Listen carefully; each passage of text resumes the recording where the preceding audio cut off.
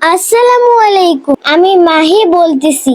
আজকে আমি নানু বাড়িতে এসে ঘুড়ি উড়াতে এসেছি, কারণ আমি ঘুড়ি উড়াতে অনেক বেশি ভালোবাসি। তাই আমি সব সময় ভাবি কখন নানি বাড়ি যাব, কখন ঘুড়ি উড়াবো। আজকে এই সুযোগটা পেয়েছি, তাই আমি অনেক আনন্দিত। চলেন দেখি আমার ঘুড়িটা আকাশে কত উপরে যায়। ঘুড়ি উড়াতে উড়াতে আমি কিছু কথা বলবো, সেজন্য পুরো ভিডিওটা অবশ্যই দেখবেন। ঘুড়ি মানে শুধু কাগজ না, ঘুড়ি মানে আমার একটা স্বপ্ন। জানেন, আমি যখন আকাশে ঘুড়ি উড়াই তখন মনে হয় আমিও উড়ে যাচ্ছি। সব দুঃখ, সব চিন্তা ছেড়ে একেবারে আকাশের উপরে। জানেন, ঘুড়ি উঠতে গেলে টান লাগে, বাতাস লাগে, আর লাগে ধৈর্য। জীবনটাও তেমন, সফল হতে গেলে একটু চাপ লাগে, কষ্ট আসে, কিন্তু টিকিয়ে রাখলে একসময় তুমি অনেক উপরে উঠতে পারো। আমি মাঝে মাঝে ভাবি আমার ঘুড়িটার নাম দিলে কেমন হয়। নাম রাখে সফলতা। নামটা কেমন হলো অবশ্যই জানাবেন। আমি চিৎকার করে বলি, ওই যে দেখো, আমার সফলতা আকাশ ছুঁইছে। ঘুড়ি আর জীবনের একটা মিল আছে।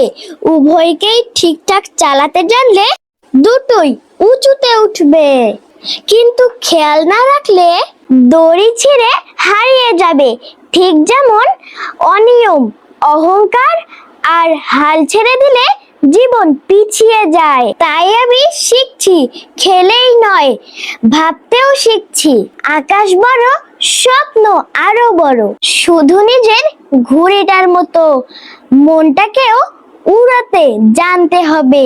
না, অনেকক্ষণ থেকেই ঘুড়ি উড়াচ্ছি, এখন ঘুড়ি উড়াতে উড়াতে একটা ছন্দ বলি। আমি একটা ঘুড়ি উড়াই, রঙিন আকাশে স্বপ্ন সাজাই, বাতাস এলে দৌড় দেই, ঘুড়িটাকে উপরে তুলি। যেমন ঘুড়ি উঠে আকাশে, আমিও চাই উঠতে ভালো কাজে। একটু টান, একটু ধৈর্য, তবেই না হবে স্বপ্নপূর্ণ সত্য। মা বলে, ঘুড়ি উড়াও ঠিক মতো, জীবনটাও চালাও ঠিক পথে। আমি বলি, হ্যাঁ মা, আমি শিখছি ঘুড়ির কাছ থেকেই জীবনটা। সবার শেষে বলতে চাই, আল্লাহ যেন আমাদের এমন সাহস দেন যাতে আমরা নিজ নিজ ঘুড়ি মানে স্বপ্নকে সঠিক পথে উড়াতে পারি, আর হারিয়ে না যাই কোনো ভুল বাতাসে। এই ছোট্ট মায়ের ঘুড়ি উড়ানো এবং তার কথাগুলো কেমন লাগলো অবশ্যই জানাবেন। সবাইকে অসংখ্য ধন্যবাদ আমার পুরো ভিডিওটি ধৈর্য ধরে দেখার জন্য।